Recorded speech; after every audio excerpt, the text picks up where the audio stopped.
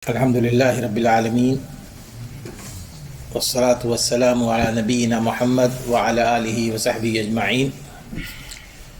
فأعوذ بالله من الشيطان الرجيم. بسم الله الرحمن الرحيم. كان الناس أمة واحدة فبعث الله النبيين مبشرين ومنذرين وأنزل معهم الكتاب بالحق ليحكم بين الناس فيما اختلفوا فيه وما اختلف فيه إلا الذين أوتوه من بعد ما جاءتهم البينات بغيا بينهم فهدى الله الذين آمنوا لما اختلفوا فيه من الحق بإذنه والله يهدي من يشاء إلى صراط مستقيم.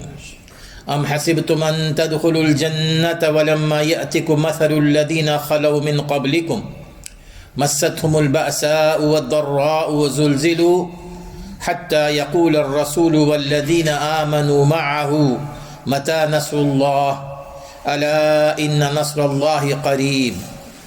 يسألونك ماذا ينفقون قل ما أنفقتم من خير فللوالدين والأقربين واليتامى والمساكين وابن السبيل وما تفعلوا من خير فإن الله به علیم. آج کی یہ 3 آیات ہیں 213 214 اور 215 جو آپ کے سامنے میں نے تلاوت کی ہیں. اس میں جو پہلی آیت ہے تھوڑی سی طویل آیت ہے، لمبی آیت ہے، لیکن اللہ تبارک و تعالیٰ کا ارشاد گرامی ہے پہلی آیت میں کہ کان الناس امۃ واحدہ.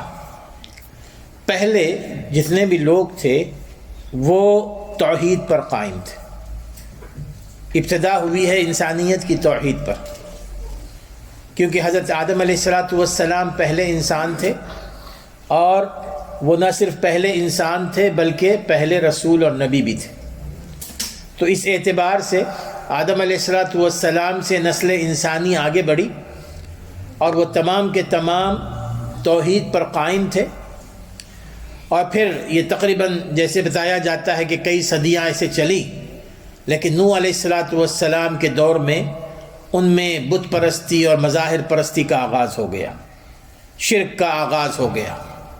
جب ان کے پاس شرک کا آغاز ہو گیا فبعث اللہ النبیین مبشرین ومنذرین، تب اللہ تبارک و تعالیٰ نے ان کو راہ حق بتلانے کے لیے، ان کو غلط راستے سے ہٹانے کے لیے، ان کی رہنمائی کے لیے اپنے رسول بھیجنے شروع کیے. تو معنی یہ ہے کہ رسول اس وقت آتے تھے جب لوگ راہ ہدایت سے ہٹ جاتے تھے، تب رسول آتے تھے. اللہ تبارک و تعالیٰ کا ارشاد گرامی ہے کہ فبعث اللہ النبیین، اللہ تعالیٰ نے انبیاء بھیجے، مبشرین و منذرین. اس میں ایک پہلی بات یہ ہے کہ وہ انبیاء جو آئے تھے وہ لوگوں کو بشارت بھی دیتے تھے، خوشخبری بھی سناتے تھے، اور وہ لوگوں کو ڈراتے بھی تھے. یہ 2 چیزیں یہاں پر ہیں، دیکھیے، خوشخبری سنانا اور ڈرانا. خوشخبری کا معنی یہ ہے کہ بشارت دینا جنت کی، ثواب کی اور آخرت میں کامیابی کی، اور ڈرانا جہنم کی آگ سے، اللہ تعالیٰ کے عذاب سے، عذاب قبر سے. اب یہ دونوں چیزیں میرے دوستو ہر نبی اور رسول اپنے ساتھ لے آتے تھے. جیسے دنیا میں ہم ہر ایک چیز میں بیلنس رکھنا چاہتے ہیں نا، اور بیلنس رکھیں گے تو پھر ہماری اپنی زندگی بیلنس رہے گی. اسی طرح جب ہم کسی کو دین کی طرف بلائیں، چاہے وہ ہماری فیملی ہو، چاہے وہ ہمارے بچے ہوں، چاہے وہ ہمارا کوئی ماحول ہو، تو اس میں بھی انہیں لوگوں کو دین کی طرف بلانے میں یہ 2 پوائنٹ ہمیشہ سامنے رکھنے چاہیے. وہ یہ کہ ان کو خوشخبری بھی سنائے جائے اور ان کو ڈرایا بھی جائے. لیکن یہاں پر اور اس کے علاوہ بہت ساری آیات میں اللہ تبارک و تعالیٰ نے جب بشارت اور انذار کا لفظ استعمال فرمایا ہے تو سب سے پہلے بشارت کا لفظ ہی آتا ہے کہ سب سے پہلے ان کو خوشخبری دی جاتی تھی، اور یہ دعوت کا سب سے بہترین طریقہ ہے. دیکھیے دعوت کا سب سے بہترین طریقہ یہ ہے کہ جب آپ لوگوں کو دین کی طرف بلائیں تو دین کی طرف بلانے میں سب سے پہلے ان کو ڈرانا نہ شروع کر دیں. عذاب قبر سے، جہنم کی آگ سے اور سانپ اور بچھو سے، یہ تمام کی تمام چیزوں سے جب آپ ان کو ڈرائیں گے تو وہ بدک جاتے ہیں. صحیح طریقہ یہ ہے کہ آپ ان کو یہ بتلائیں کہ اگر تم توحید پر قائم ہو جاؤ تو تمہاری دنیا میں بھی اللہ تعالیٰ تمہیں انعامات سے نوازے گا اور آخرت میں تمہارے لیے مغفرت ہے. آخرت میں اللہ تعالیٰ تمہیں جنت میں داخل فرمائیں گے. یہ انبیاء کا، رسول کا یہی طریقہ تھا. رسول اکرم صلی اللہ علیہ وسلم نے جب سب سے پہلے آپ نے مکے میں صفا کی پہاڑی پر کھڑے ہو کر مکے کے لوگوں کو اسلام کی طرف بلانے کا آغاز فرمایا تو اس وقت آپ نے جو الفاظ استعمال فرمائے تھے وہ کیا تھے؟ قولوا لا الہ الا اللہ تفلحوا. تم کلمہ توحید پر جمع ہو جاؤ، کلمہ توحید کا اقرار کر لو، شرک اور بت پرستی کو چھوڑ دو، کامیاب ہو جاؤ گے، کامیاب ہو جاؤ گے. ایک اور روایت میں آتا ہے کہ تملک العرب والعجم، کہ عرب اور عجم ساری دنیا تمہارے قدموں میں ہوگی. اب یہ ہے یہ خوشخبری. حالانکہ مکے کے قریش جو تھے، مکے کے جو مشرکین تھے، ان میں شرک اور بت پرستی عام تھی نا، لیکن رسول اکرم صلی اللہ علیہ وسلم نے ان کو یہ نہیں ڈرایا کہ جو تم شرک اور بت پرستی کر رہے ہو اس کا انجام یہ ہے کہ تم جہنم کی آگ میں جلو گے. پہلے ان کو بتایا کہ جی کہ تم نے توحید پر اپنے آپ کو قائم رکھنا ہے اور یہ چیز تمہیں کامیابی عطا کروں گی. رسول اکرم صلی اللہ علیہ وسلم کا کہ مختلف اللہ تعالیٰ نے آپ کے مختلف نام بتائے، مختلف صفات بتائی. ان میں سے ایک صفت آپ کی بشیر بھی ہے، خوشخبری دینے والا.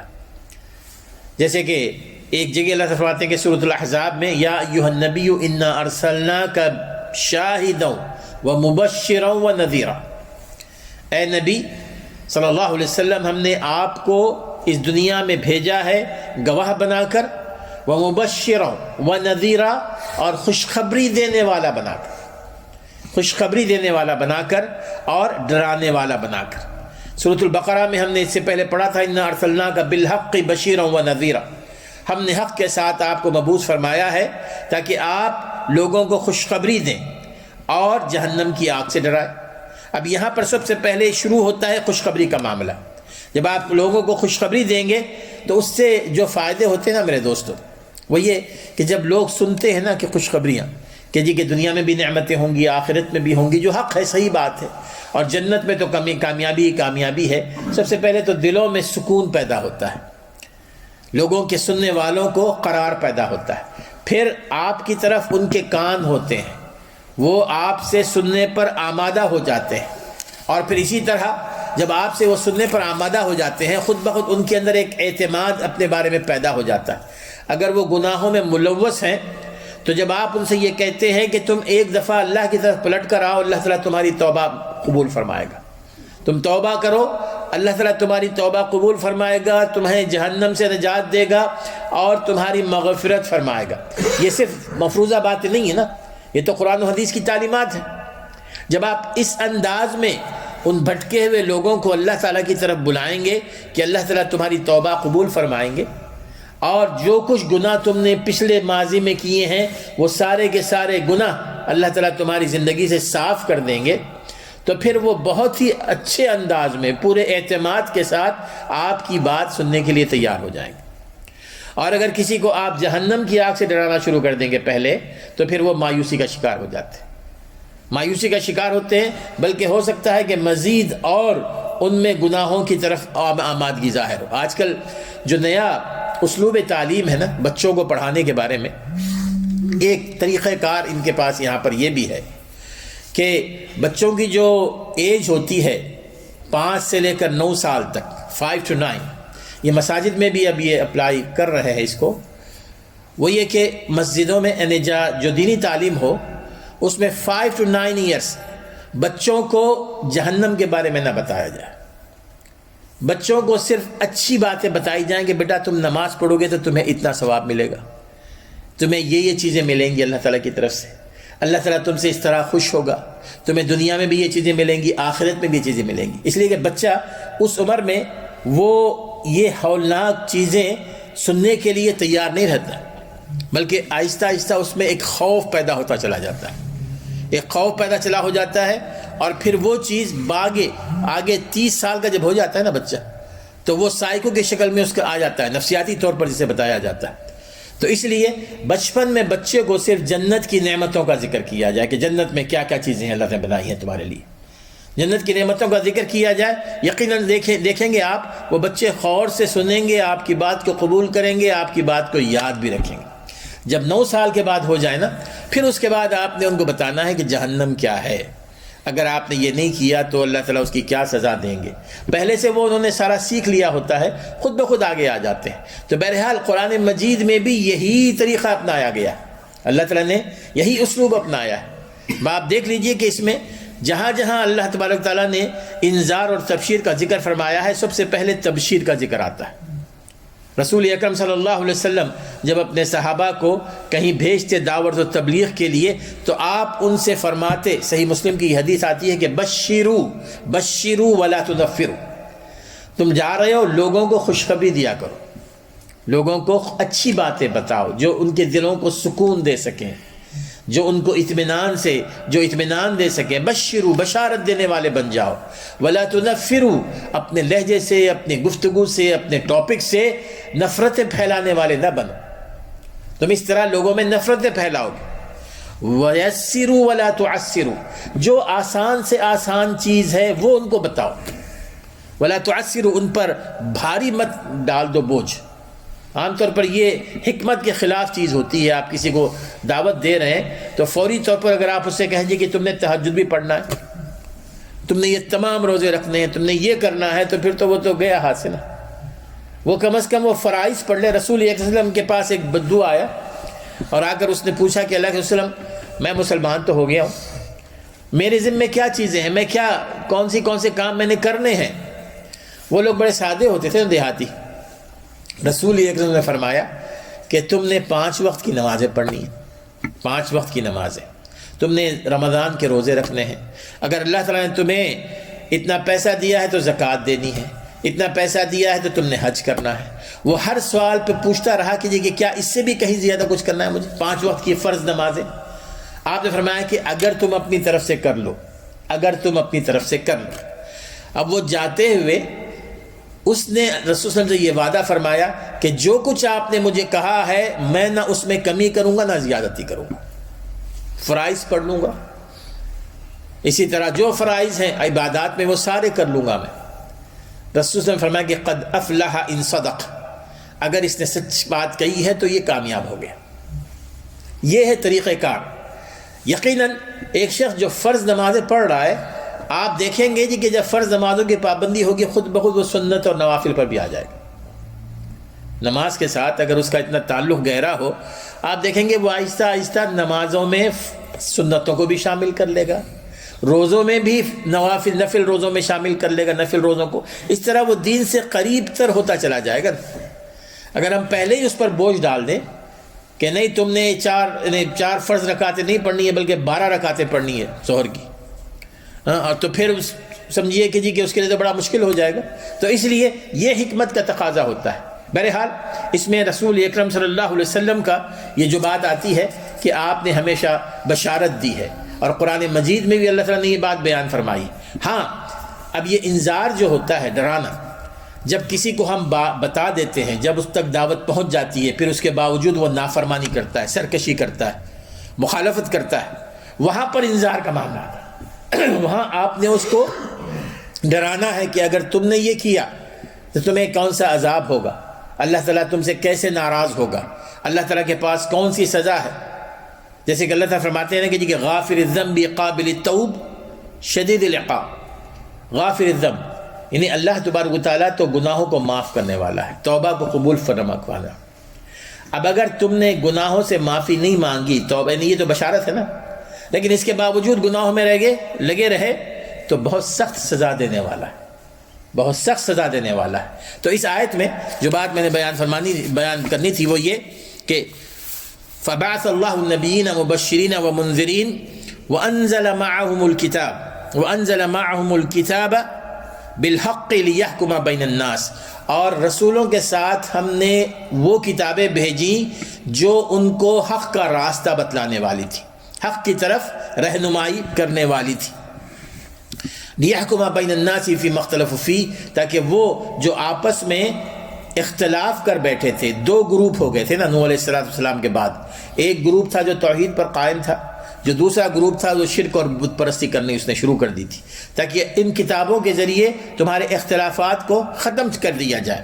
پھر اس کے بعد اللہ تعالیٰ فرماتے ہیں وَمَا اخْتَلَفَ فِيهِ إِلَّا الَّذِينَ أُوتُوهُ مِن بَعْدِ مَا جَاءَتْهُمُ الْبَيِّنَاتُ بَغْيًا بَيْنَهُمْ وَمَا اخْتَلَفَ فِيهِ إِلَّا الَّذِينَ أُوتُوهُ، مگر ان میں سے وہ لوگ جن کو یہ کتابیں دی گئی تھیں انہوں نے اس میں اختلاف کر لیا، اور اختلاف بھی کب کیا؟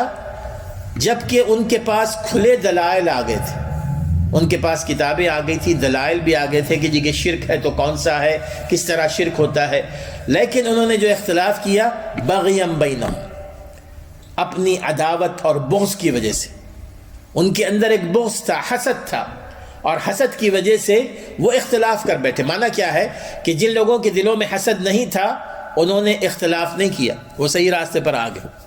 صرف وہ گروپ جن کے دلوں میں حسد اور بغض پایا جاتا تھا وہ اختلاف کر بیٹھے۔ اختلاف کا جہاں تک تعلق ہے میرے دوستو، اختلاف تو ہوتا ہے نا، اختلاف ہماری زندگی کا حصہ ہے، ہماری طبیعتوں میں ہے، ہر ایک کے ساتھ اختلاف رائے ہوتی ہے۔ میری رائے آپ کی رائے ضروری نہیں کہ ایک جیسی ہو، شوہر بیوی کی رائے ضروری نہیں کہ ایک جیسی ہو، لیکن جو اختلافات ہوتے ہیں خاص طور پر دین کے معاملے میں، اس کے دو سبب ہوتے ہیں۔ ایک سبب اختلاف کا یہ ہوتا ہے کہ اگر کوئی کسی معاملے میں، دین کے معاملے میں اختلاف کرتے ہیں تو وہ ناسمجھی کی وجہ سے، ان کو وہ حکم سمجھ میں نہیں آتا یا دلیل سمجھ میں نہیں آتی، یا جو حق ہے وہ مشتبہ ہو جاتا ہے ان کا، تو اس وجہ سے وہ اختلاف کر جاتے ہیں۔ دوسری اختلاف کی وجہ یہ ہے کہ بات سمجھ میں آ جاتی ہے، سمجھ میں بات آ جاتی ہے کہ کون سی چیز قرآن و حدیث کے خلاف ہے، کون سی چیز قرآن و حدیث کے موافق ہے، لیکن اس کے باوجود ان کے دل میں بغض ہوتا ہے، ان کے دل میں حسد ہوتا ہے، ان کے دل میں، ان کے باطن میں خبث ہوتا ہے، تو اس وجہ سے بات سمجھ میں آنے کے باوجود وہ اس کو قبول کرنے کے لیے تیار نہیں ہوتے۔ اب یہاں پر اللہ تبارک و تعالیٰ نے یہاں پر یہی بات بتائی ہے کہ وہ لوگ جو محض حسد اور بغض کی وجہ سے بات کھلنے کے باوجود، دلائل آنے کے باوجود اپنے اختلافات کو ختم نہیں کر سکے، تو وہ ان کی وجہ یہی ہے کہ ان کے اندر بغض بھرا ہوا ہے۔ اور جو لوگ، جیسے کہ اللہ تعالیٰ نے آگے بیان فرمایا فَهَدَى اللَّهُ الَّذِينَ آمَنُوا لِمَا اخْتَلَفُوا فِيهِ مِنَ الْحَقِّ بِإِذْنِهِ، لیکن وہ لوگ جنہوں نے اختلاف کیا تھا، لیکن جب ان کے سامنے حق واضح ہو گیا تو نہ ان کے اندر حسد تھا، نہ ان کے اندر بغض تھا، لیکن نادانی کی وجہ سے اختلاف کیا تھا، کم علمی کی وجہ سے اختلاف کیا تھا، ہم نے ان کو اپنی اجازت سے، اپنی مشیت سے راہ ہدایت دکھا دی۔ اللہ تعالیٰ نے راہ ہدایت ان کو دکھائی جنہوں نے اختلاف تو کیا تھا، لیکن ان کے اختلاف کا مقصد لوگوں میں افتراق پیدا کرنا نہیں تھا، دلوں میں افتراق نہیں پیدا کرنا تھا، بلکہ اگر انہوں نے اختلاف کیا بھی تھا تو وہ بات ان کو سمجھ میں نہیں آئی تھی، لیکن جب بات سمجھ میں آ گئی انہوں نے اس حق کو قبول کر لیا۔ میرے دوستو، آج امت مسلمہ میں آپ دیکھیں گے جی کہ امت کا بھی یہی حال ہے، یہودیوں میں، نصرانیوں میں، عیسائیوں میں بہت سارا اختلاف ہوا، جمعہ کے حوالے سے اختلاف ہوا۔ اللہ تبارک و تعالیٰ نے ان پر، جیسے ہم پر جمعہ فرض ہے، اللہ تعالیٰ نے اس کو عبادت کا دن قرار دیا ہے، ان پر بھی جمعہ کا دن عبادت کا تھا، لیکن انہوں نے اس کو آگے بڑھا دیا، کسی نے ہفتے کو قبول کر لیا، کسی نے سنڈے کو قبول کر لیا۔ اسی طرح آج امت میں اگر اختلافات ہیں، اور کئی اختلافات ہیں جو حل نہیں ہو رہے ہیں، تو اس کی وجہ یہی ہے، اگر ہمارے دلوں میں حق بات کو قبول کرنے کا مادہ اور جذبہ ہو تو اختلاف ختم ہو جائے گا۔ اور اگر ہم یہ کہیں کہ جی کہ نہیں، بات وہی ہونی چاہیے جو ہمارا دل مانتا ہے، بات وہی ہونی چاہیے جو میرے مولوی صاحب کہتے ہیں، بات وہی ہونی چاہیے جس کو میں نے اپنے آب و اجداد سے پایا ہے، تو یقیناً اس قسم کے اختلاف وہی باقی رہیں گے جیسے باقی ہے، وہ ختم نہیں ہو پائیں گے۔ تو ہمارے لیے یہ ایک سبق ہے اس میں کہ ہم اگر اختلافات ختم کرنا چاہتے ہیں، ضروری نہیں کہ جی کہ آپ ساری دنیا کے مسلمانوں کے اختلاف ختم کریں، یہ ہماری ذمہ داری نہیں، لیکن جس ماحول میں ہم رہ رہے ہیں وہاں تو کم از کم اختلافات کو ختم کر سکتے ہیں، اور اختلافات کو ختم کرنے کا یہی طریقہ یہ ہے کہ ہم اپنے آپ کو اس راستے پر لے آئیں جس راستے پر پچھلی قوموں کے وہ لوگ اپنے آپ کو لائے تھے، جن کے دلوں میں حق قبول کرنے کا مادہ تھا، اور اللہ تعالیٰ نے ان کو راہ ہدایت دکھائی تھی۔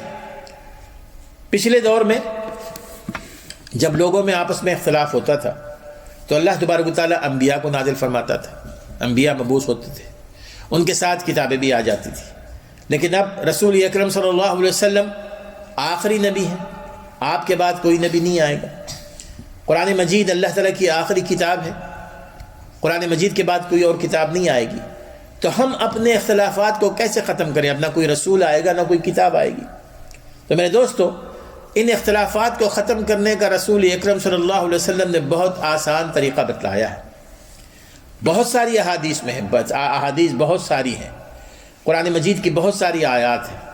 ان میں سے ایک حدیث جو آپ نے سنی ہوگی کئی دفعہ، ترمذی کی جو حدیث ہے، طویل حدیث ہے، میں کہوں گا کہ بنو اسرائیل میں 71 فرقے ہو گئے تھے، بنو اسرائیل میں 71 گروپس ہو گئے تھے، اور آپ نے فرمایا کہ میری امت میں 73 فرقے ہو جائیں گے، 73 گروپس بن جائیں گے، اور کلہم فی النار، وہ ایک نہ ایک دن جہنم میں کچھ نہ کچھ دن رہیں گے، جہنم میں کچھ نہ کچھ دن وہ رہیں گے، جب تک کہ جو کچھ انہوں نے گناہ کیے۔ اور الا ملۃ واحدہ، پھر آپ نے فرمایا کہ سوائے ایک گروپ کے جو جہنم کی آگ سے بچا لیا جائے گا۔ صحابہ نے پوچھا کہ وہ کون ہے؟ ما انا علیہ واصحابی، آپ نے فرمایا کہ جہنم کی آگ سے وہی گروپ بچا لیا جائے گا جس نے میرے طریقے کو فالو کیا، میرے میتھڈولوجی کو فالو کیا، اور میرے صحابہ کے طریقے کو فالو کیا۔ ما انا علیہ واصحابی، جو میرے راستے پر ہوگا اور میرے صحابہ کے راستے پر ہوگا۔ یہ ایک سب سے آسان طریقہ ہے۔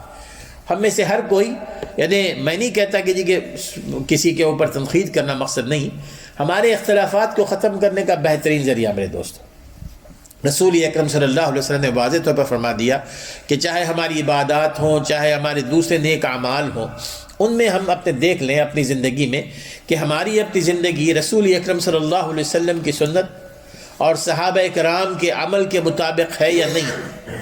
اگر ہے تو سمجھیے کہ ہم ان نجات پانے والے لوگوں میں شامل ہیں، حق پر ہیں، اور اگر نہیں ہیں تو پھر ہمیں اپنے آپ کو درست کرنے کی ضرورت ہے۔ لیکن جب میں یہ کہتا ہوں کہ ما انا علیہ، کہ جس پر رسول اکرم صلی اللہ علیہ وسلم چل رہے تھے، جس راستے پر، وہ راستہ صحیح احادیث سے ثابت ہونا چاہیے۔ صحیح احادیث، یہ نہیں کہ ہر چیز جو بتائی جاتی ہے وہ حدیث ہے، بلکہ اوتھینٹک حدیث ہو، کوئی فیبریکیٹڈ حدیث نہ ہو، موضوع نہ ہو، ضعیف نہ ہو، جس کی بنیاد پر ہم اسلام کی بنیاد کھڑی کریں۔ حدیث صحیح ہو، اور صحیح حدیث کی بنیاد پر ہم نے رسول اکرم صلی اللہ علیہ وسلم کے طریقے کو فالو کرنا ہے۔ اسی طرح جو صحابہ کرام سے جو آثار آتے ہیں، جو ان کے اقوال ہیں، جو ان کے اعمال ہیں، وہ بھی صحیح روایات سے ثابت ہونے چاہیے تاکہ ہم ان کو فالو کر سکیں۔ بہرحال یہ پہلی آیت تھی۔ اس کے بعد اللہ تعالیٰ فرماتے ہیں ام حسبتم ان تدخلوا الجنہ ولما یأتکم مثل الذین خلوا من قبلکم مستهم البأساء والضراء وزلزلوا حتى يقول الرسول والذین آمنوا معه متى نصر اللہ الا ان نصر اللہ قریب۔ کیا تم یہ سمجھ بیٹھے ہو کہ تم جنت میں ایسے ہی داخل ہو جاؤ گے جبکہ تم پر اب تک وہ حالات نہیں آئے جو تم سے پہلی قوموں پر آئے تھے، جو تم سے پہلے لوگوں پر آئے تھے۔ مستہم البأساء والضراء، انہیں مختلف قسم کی بیماریاں لگ گئی تھی، وہ مختلف قسم کی تکلیفوں میں تھے۔ والضراء، ان کو کئی نقصانات اٹھانے پڑے تھے، اور یہاں تک وہ ستائے گئے، جھنجھوڑے گئے کہ رسول اور اس کے ساتھ کے ایمان والے کہنے لگے کہ اللہ کی مدد کب آئے گی؟ متی نصر اللہ الا ان نصر اللہ قریب، سن رکھو کہ اللہ تعالیٰ کی مدد قریب ہے، قریب ہے۔ اب یہ جو آیت ہے اس میں ایک دو پوائنٹ سمجھنے کے ہیں۔ سب سے پہلی بات یہ کہ یہ آیت نازل ہوئی تھی رسول اکرم پر مہاجرین کے حوالے سے، جب مکے کے مسلمان مکے کے لوگوں کی تکلیفوں سے تنگ آ کر رسول اکرم صلی اللہ علیہ وسلم کی اجازت سے مدینہ منورہ ہجرت کر گئے۔ مدینہ منورہ اس لیے انہوں نے ہجرت کی تھی تاکہ وہاں جو ستائے جا رہے تھے اس سے ذرا سکون کا سانس لے سکے۔ مدینہ منورہ پہنچے اپنے گھر بار کو چھوڑ کر، اپنے مال دولت کو چھوڑ کر، اپنے بزنس کو چھوڑ کر، بلکہ اپنے آل و اولاد کو چھوڑ کر وہ مدینہ منورہ پہنچے تاکہ سکون کا سانس لے سکے۔ لیکن مدینہ پہنچنے کے بعد وہ تکلیفیں ختم نہیں ہوئیں، وہ آزمائشیں ختم نہیں ہوئیں۔ وہاں پر ایک تو یہودی تھے اور دوسرے منافقین، ان دونوں نے ان کو بھی ویسے ہی ناک میں دم کیے رکھا، بلکہ یہ شروع کا زمانہ میں کہہ رہا ہوں، جنگ بدر سے پہلے کے زمانہ۔ مشرکین مکہ نے یہودیوں کے ساتھ تال میل کی، منافقین کے ساتھ تال میل کی، اور مدینہ منورہ پر حملہ کرنے کی سازشیں رچی گئیں۔ اب ایسے موقع پہ جب مدینہ منورہ پر حملے کی سازشیں ہو رہی ہوں، اس میں مختلف قبائل بھی ہوں، تو کہاں کوئی چین کی نیند سو سکتا ہے؟ تو وہاں پر یہ بڑے پریشان تھے شروع میں۔ ایک طرف یہ بھی ہوا تھا کہ وہاں کا موسم ان کو راس نہیں آیا تھا، مکے میں گرمی زیادہ سخت ہوتی ہے اور مدینے کی آب و ہوا مختلف ہے۔ ابو بکر صدیق رضی اللہ عنہ سخت بیمار ہو گئے تھے، ایسے کئی صحابہ سخت بیمار ہو گئے تھے، پریشان ہو گئے تھے وہ۔ اسی لیے یہاں پر اللہ تعالیٰ نے بیماریوں کا بھی ذکر فرمایا، اور یہ رسول اکرم صلی اللہ علیہ وسلم کے پاس آ کے کہنے لگے کہ اللہ علیہ وسلم ہم تو یہاں پر آئے تھے کہ ہم سکون کی سانس لے سکیں گے یہاں، لیکن یہاں پر بھی آزمائش ہے۔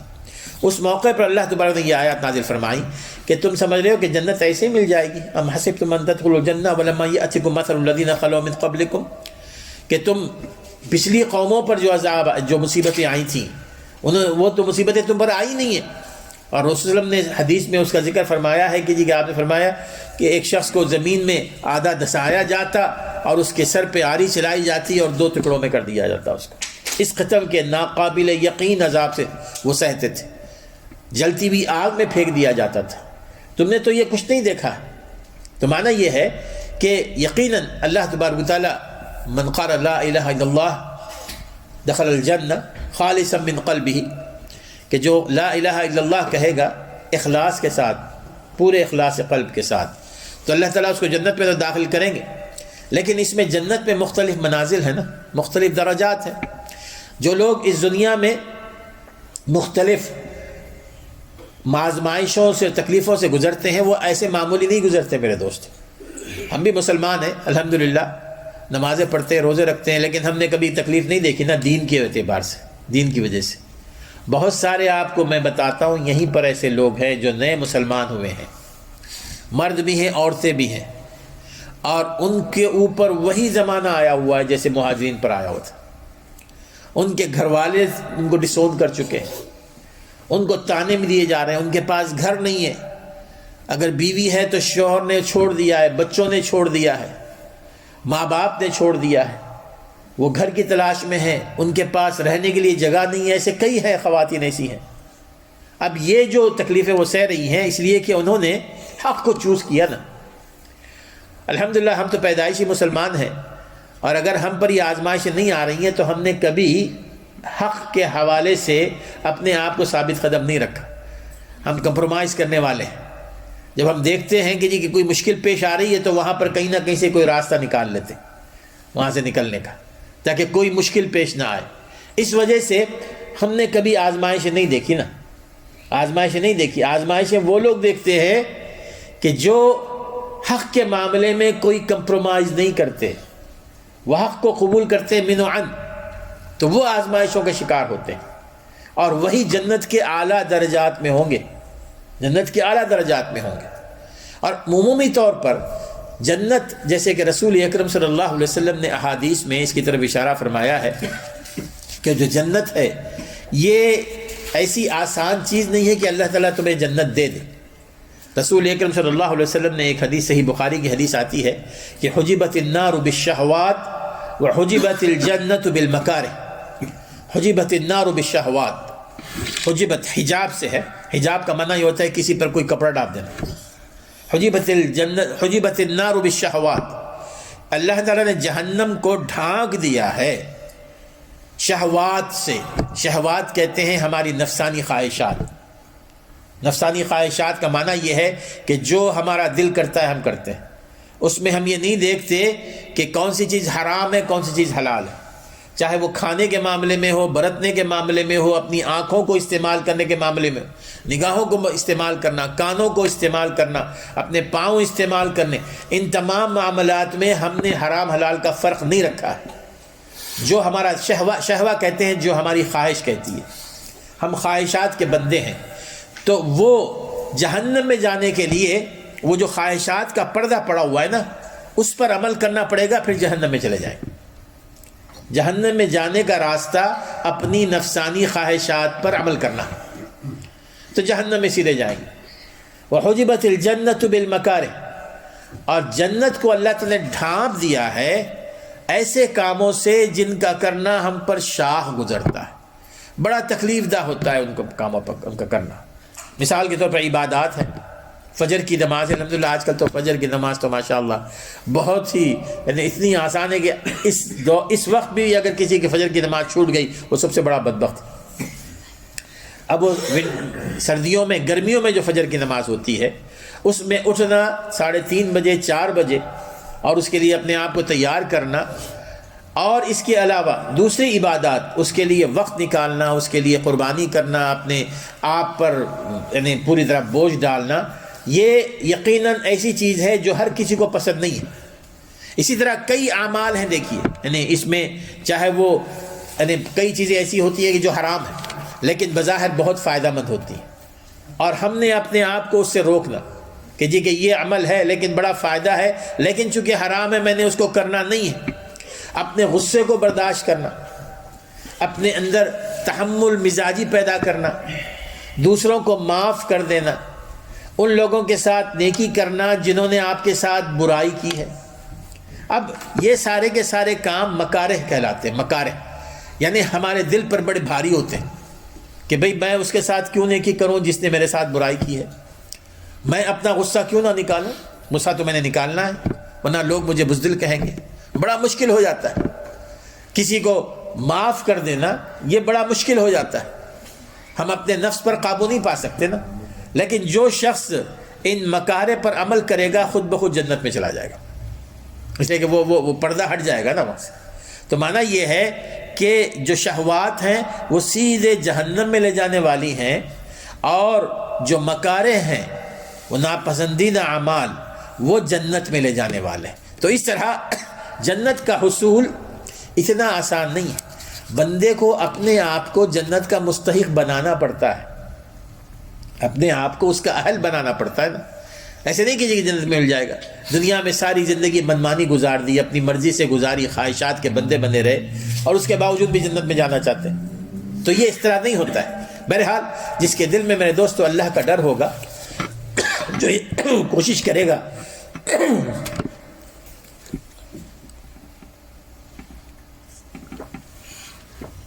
کہ اپنے آپ کو جہنم سے بچائے، یقیناً وہ جنت میں جائے گا۔ من خاف ادلجا ومن ادلجا بلغ المنزل۔ ایک اور حدیث میں آپ فرماتے ہیں کہ من خاف ادلجا، جس کے دل میں ڈر ہو نا، وہ صبح سویرے بلکہ رات کے وقت ہی اٹھ جاتا ہے، منزل پر پہنچنا ہے مجھے، اگر دیر ہو گئے منزل پہ نہیں پہنچوں گا۔ ومن ادلجا فقط بلغ المنزل، اور جو سویرے اٹھ کر نکل پڑتا ہے سفر پر تو وہ منزل پر پہنچ جاتا ہے۔ الا ان سلعۃ اللہ غالیہ، اس میں فرماتے ہیں یاد رکھو اللہ تعالیٰ کا جو عیال ہے، اللہ تعالیٰ کا جو ایسٹ ہے وہ بہت ہی زیادہ قیمتی ہیں۔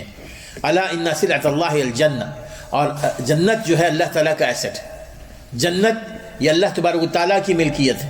اب یہ بہت مہنگی ہے، تم نے اس کے لیے اپنے آپ کو کوشش کرنا ہے۔ اس کے بعد کی آیت ہے یسألونک ماذا ينفقون قل ما انفقتم من خیر فللوالدین والاقربین والیتامى والمساکین وابن السبیل وما تفعلوا من خیر فإن اللہ به علیم۔ یسألونک ماذا ينفقون، کچھ لوگوں نے آ کر آپ سے پوچھا، دریافت کیا حضور صلی اللہ علیہ وسلم سے کہ میں نے اپنا کون سا مال خرچ کرنا ہے اللہ کے راستے میں۔ ایک بوڑھے سے آدمی، یہ آیت عمومی ہے لیکن اس کے حوالے سے بھی آتی ہے، وہ آپ سے پوچھتے ہیں کہ وہ کیا خرچ کریں، ماذا ينفقون، اللہ کے راستے میں کیا خرچ کریں۔ آپ کہہ دیجئے جو مال تم خرچ کرو وہ ماں باپ کے لیے ہے، اور رشتہ داروں کے لیے ہے، اور یتیموں، مسکینوں اور مسافروں کے لیے۔ اب اس آیت میں دیکھیے ایک دو پوائنٹ ہیں، وہ یہ کہ پوچھنے والے نے پوچھا کہ میں نے کیا خرچ کرنا ہے، لیکن اللہ تبارک و تعالیٰ نے اس کا جواب دیا کہ تم نے کس پر خرچ کرنا ہے۔ پوچھنے والے نے پوچھا کہ میں نے کیا خرچ کرنا ہے، یسألونک ماذا ينفقون، کہ کیا وہ خرچ کریں۔ تو اللہ تعالیٰ نے اس کا جواب دیا کہ قل ما انفقتم من خیر فللوالدین والاقربون، جو کچھ تم خیر خرچ کرو گے، یہ اس کے سوال کا جواب ہے۔ اس نے سوال کیا نا کہ کیا خرچ کرنا ہے، تو اللہ تعالیٰ نے فرمایا کہ خیر، ما انفقتم من خیر، خیر کہتے ہیں خیر مال کے معنی میں بھی آتا ہے اور خیر حلال مال کے معنی میں آتا ہے، صرف مال کو خیر نہیں کہتے، جو مال حلال ہو۔ تو اس میں ان کے سوال کا جواب یہ آیا کہ جو کچھ تم خرچ کرو گے وہ مال حلال ہونا چاہیے، یہ نہیں کہ جی کہ حرام مال کماؤ اور اس کے بعد اللہ تعالیٰ سے معافی منگوانے کے لیے عمرے پہ چلے جاؤ، حج پہ چلے جاؤ، یا صدقہ اور خیرات کر دو تاکہ وہ مال تمہارا وائٹ ہو جائے۔ نہیں ہوگا، تم نے جو بھی اللہ کے راستے میں دینا ہے، ان اللہ طیب لا يقبل الا طیبا، اللہ تعالیٰ تو پاک ہے، اللہ تعالیٰ پاک مال کو پسند کرتا ہے۔ تو یہاں پر سب سے پہلی چیز یہ بتائی گئی کہ تم نے کیا خرچ کرنا ہے، یہ تو اہم ہے، لیکن اس سے زیادہ اہم یہ ہے کہ تم نے جاننا ہے کہ کس پر خرچ کرنا ہے، یہ جاننا ہے کہ کس پر خرچ کرنا ہے، وگرنہ غیر مستحقین کو تم پر خرچ کر دو گے تو جو مستحقین ہیں ان کا جو حق تم پر ہے وہ حق تم پورا نہیں کرو گے۔ تو تم نے یہ جاننا ہے کہ کس پر خرچ کرنا ہے۔ ہمیں عام طور پر ہمارے یہاں یہ ہوتا ہے نا کہ ہم جب خرچ کرتے ہیں تو چہرہ دیکھ کے خرچ کرتے ہیں، لوگوں کے چہرے دیکھ کر کہ جی یہ ماشاء اللہ میری بڑی تعریفیں کرتا ہے، میرے پاس آ کے بیٹھتا ہے، مجھے وقت دیتا ہے، اس کو میں نے دینا۔ اور جو کوئی کبھی آتا نہیں ہے، کبھی سلام نہیں کرتا یا اس کا اپنا انداز ہے، اس کو ہم نے نہیں دینا ہوتا، اس لیے کہ وہ میرے پاس آتا ہے، کبھی سلام بھی نہیں کرتا، وہ مجھے سلام کا جواب بھی نہیں دیتا۔ تو یہ معاملہ ہوتا ہے کہ اب یہاں پر جو اللہ تعالیٰ نے بیان فرمائی کہ جن پر تمہیں خرچ کرنا ہے، قل ما انفقتم من خیر فللوالدین، سب سے پہلے چاہے مال تمہارے پاس تھوڑا ہو یا زیادہ ہو، تمہارے مال کے سب سے زیادہ مستحق، تمہارے مال کے سب سے زیادہ مستحق، جن کا تم پر سب سے زیادہ حق ہوتا ہے، وہ تمہارے والدین، سب سے زیادہ حق ہوتا ہے والدین، کہ جن کے ساتھ نیکی کرنا تم پر واجب ہے، واجب ہے کہ تم ان کے ساتھ نیکی کرو، جن کے ساتھ جن کی نافرمانی کرنا حرام ہے، جن کے ساتھ بدسلوکی کرنا حرام ہے، ان کے ساتھ تم نے نیکی کرنا ہے، اور سب سے اچھی نیکی یہ ہے کہ تم ان پر خرچ کرو، تم ان پہ خرچ کرو۔ اب یہ جو معاملہ ہے کہ تم ان پر خرچ کرو، اس سے یہ بات واضح ہوتی ہے کہ اللہ تعالیٰ نے اس آیت کو زکوٰۃ کے حوالے سے نہیں بیان فرمایا، یہ آیت صدقے کے حوالے سے، زکوٰۃ کے حوالے سے نہیں، اس لیے کہ والدین کو زکوٰۃ نہیں دی جاتی، زکوٰۃ والدین کو نہیں دی جاتی، زکوٰۃ بیوی کو نہیں دی جاتی۔ یہ وہ لوگ ہیں کہ جن پر خرچ کرنا ہم پر فرض ہے، والدین پر خرچ کرنا ہم پر فرض ہے، تو ہم نے اپنے اصل مال سے خرچ کرنا ہے ان پر۔ بیوی پر خرچ کرنا ہم پر فرض ہے، اپنے اصل مال سے خرچ کرنا ہے۔ اب یہ وہ مال ہے جو عام طور پر یہ ہوتا ہے کہ جی کہ ہم سمجھتے ہیں کہ زکوٰۃ نہیں دینا، زکوٰۃ نہیں دینی ہے والدین کو، نہ بیوی کو۔ اللہ فرماتے ہیں کہ سب سے پہلے اپنے والدین کو دو، اپنے والدین کو دو، اور اس کے بعد تم نے الاقربون، جو تمہارے رشتہ دار ہیں، رشتہ دار میں بھی جو سب سے زیادہ قریب ہے، جو سب سے زیادہ مستحق ہے، جو سب سے زیادہ ضرورت مند ہے، وہ دیکھ لو۔ یعنی ایک تو سب سے زیادہ الاقرب فالاقرب، جو سب سے زیادہ قریب ہے، تمہارا فرسٹ کزن ہے، اور ان میں جو سب سے زیادہ مستحق ہیں تم ان کو دو۔ یہ نہیں کہ جی کہ سب کو برابر دو، جو زیادہ مستحق ہے اس کو زیادہ دو، جو سب سے زیادہ قریب ہے اس کو زیادہ دو۔ اس سے یہ ہوگا کہ تم صدقہ دینے کا ثواب بھی حاصل کر لو گے اور صلہ رحمی کا بھی ثواب حاصل کر لو گے، یعنی اپنے رشتہ داری کو مینٹین کرنے کا بھی۔ پھر اس کے بعد اللہ تعالیٰ فرماتے ہیں کہ والمساکین والیتامی وابن السبیل، اس کے بعد چاہے وہ رشتہ دار ہوں یا نہ رشتہ دار ہوں، جو عام یتیم ہیں، جو مسکین ہیں، جو مسافر ہیں، جن کے پاس کچھ نہیں ہے، تم نے ان پر بھی خرچ کرنا ہے۔ وما تفعل من خیر، جو کچھ اس کے علاوہ، جو کچھ نیکی کا کام تم کرو گے، اس کے علاوہ جو تم خرچ کرو گے، اس کے علاوہ جو تم نیک کام کرو گے، یعلمہ اللہ، اللہ تعالیٰ اچھی طرح جانتا ہے اس کو، اور اللہ تعالیٰ جانتا ہے تو اللہ تعالیٰ تمہیں اس کا ثواب بھی عطا فرمائے گا۔ تو آج جو ہم نے باتیں سنی ہیں میرے دوستو، وہ سب سے پہلی چیز ذہن میں رکھیے، پہلا پوائنٹ، اختلاف تو ہونا ٹھیک ہے، اختلاف ہو جاتا ہے، لیکن اختلاف کا مقصد اگر یہ ہے کہ ہم نے اختلاف کیا اس لیے کہ مجھے بغض ہے اس سے، میں نے اس کی بات نہیں ماننی، میں نے اپنے راستے کو فالو کرنا، یہ بات غلط ہے۔ اختلاف اگر ہوتا ہے کم فہمی کی وجہ سے، غلط فہمی کی وجہ سے، تو اللہ تعالیٰ ہمیں توفیق دیتا ہے اس اختلاف کو ختم کر کے حق بات کو فالو کرنے کی، اللہ تعالیٰ خود توفیق دیتا ہے۔ دوسری بات یہ کہ جنت میں داخلہ ایسے نہیں ہو جاتا کہ جس نے لا الہ الا اللہ کہا جنت میں داخل ہو گیا۔ جنت میں داخلے کے لیے بہت آزمائشوں سے گزرنا پڑتا ہے، اور آزمائشیں انہی لوگوں کو زیادہ آتی ہیں جو زیادہ اہل ایمان ہوتے ہیں، جن کا ایمان زیادہ ہوتا ہے نا، وہی آزمائشوں سے دوچار ہوتے ہیں۔ اب ہم اپنے آپ کو دیکھ لیں تو اس اعتبار سے اگر ہم نے جنت کے اعلیٰ درجے میں داخل ہونا ہے تو اپنی خواہشات پر قابو پانا ہے، اپنی خواہشات پر۔ اور تیسری چیز یہاں پر بیان فرمائی گئی کہ جو تم خرچ کرنا چاہتے ہو، صدقات، زکوٰۃ نہیں، صدقات جو خرچ کرنا چاہتے ہو، والدین کو خوش کرو۔ والدین کے پاس ہو سکتا ہے ہو، لیکن تم اپنی طرف سے ان کو دو گے تو خوش ہو جائیں گے، نہ تمہیں واپس کر دیں گے، ہو سکتا ہے کہیں گے کہ بیٹا مجھے ضرورت نہیں ہے، لیکن اپنی طرف سے ان کو لیا کر دو، کچھ نہ کچھ تحفے تحائف دو، کچھ پیسے دینا ہو تو پیسے دے دو۔ یہ اپنی طرف سے دے کر تم نے اپنی فرما برداری کا اظہار کرنا ہے۔ اور وہ والدین جو زیادہ مستحق ہے تم ان کی طرف بھی دیکھنا ہے۔ اب اس میں یہ نہیں ہے کہ اگر بیویاں یہ کہتی ہیں کہ تم تو ہمارے شوہر اور ہمارے بچوں کے باپ ہو تو تم نے ادھر ادھر کیا خرچ کرنا ہے، یہ نہیں، یہ اللہ تعالیٰ کا حکم ہے۔ تم نے ہر صورت میں اپنے والدین پر خرچ کرنا ہے، ہر صورت میں جس قدر تمہاری استطاعت ہے، چاہے وہ کم ہو چاہے زیادہ۔ پھر اس کے بعد تم نے یتیموں کو دیکھنا ہے، مسکینوں کو دیکھنا ہے، رشتہ داروں کو دیکھنا ہے، ان پر تم خرچ کرو۔ اور یہ چیز اللہ تبارک و تعالیٰ کے پاس قیمتی ہے۔ اللہ تعالیٰ ہمیں سمجھنے عمل کرنے کی توفیق عطا فرمائے۔